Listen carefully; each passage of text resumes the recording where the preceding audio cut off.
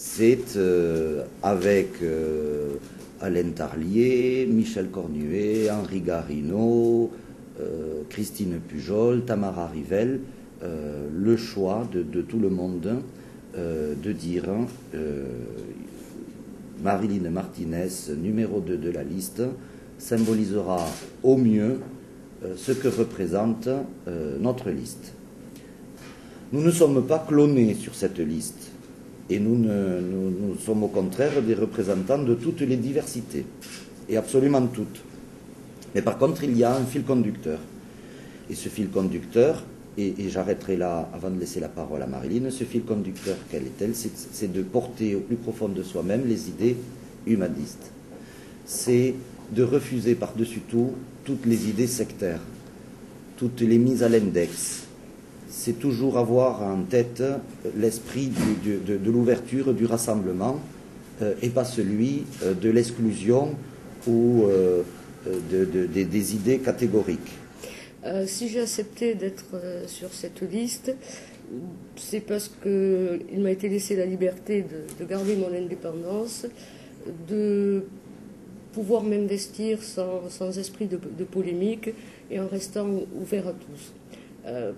Pour ma part, je crois que tout le monde a ses légitimités, chacun a sa philosophie, et il faut toujours être plus dans le dialogue, dans l'action de convaincre que dans l'action de dénigrer ou de rentrer dans la polémique. Alors on peut s'étonner que tout d'un coup j'émerge là sur une liste comme ça.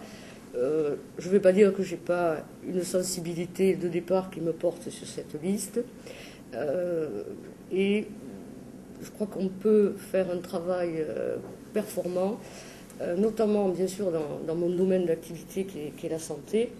Et en ce qui concerne l'hôpital, je voudrais dire que je ne représente pas l'hôpital, je ne suis pas l'hôpital. S'il y a bien un domaine qui doit échapper à la polémique, c'est bien le centre hospitalier de Carcassonne, parce que c'est une structure qui est pour tout le monde, quelles que soient ses pensées, quelle que soit sa vision du monde, et c'est l'important.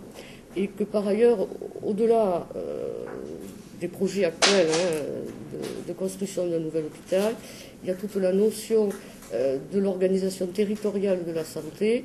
Et donc, ce qui m'intéresse aussi, c'est les rapports avec les différentes autres communes et autres structures de l'Ouest audois. Et donc, tout ceci doit se faire dans un esprit d'ouverture, de réflexion pour le bien de tous. Il est vrai que je resterai très attentive aux conditions de travail du personnel hospitalier, mais je crois que ce qui est en train de se faire et le projet de nouvel hôpital, c'est l'œuvre de tous, quelle que soit leur sensibilité politique, quel que soit leur métier, et je crois qu'il ne faut pas déroger à cette règle. Et c'est vrai que mon désir, c'est surtout de l'action, surtout de faire, et ce n'est pas de critiquer. Enfin, il ne faut pas compter sur moi pour polémiquer ni sur les sujets, ni sur les individus. Et si j'ai accepté d'être dans la liste, c'est parce qu'on m'a donné cette liberté-là.